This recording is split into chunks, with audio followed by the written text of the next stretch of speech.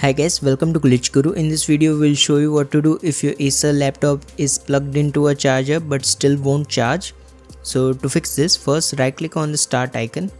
Now select device manager from the list. In the device manager window, expand batteries. Here you should see this Microsoft AC adapter. Right click on it and select uninstall device. Now click on uninstall to confirm. Now right click on the second entry as well and select uninstall device again. Now click on uninstall again.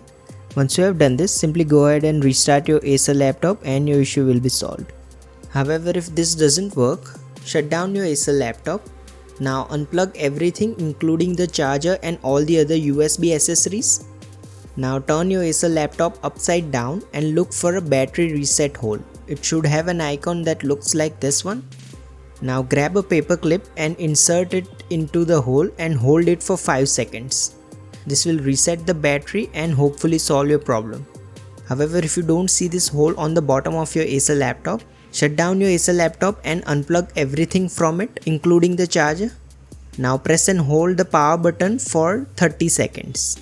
Once you have done that, simply plug the charger back in and try to turn on your Acer laptop. If you find this video useful, please don't forget to like and subscribe to Glitch Guru.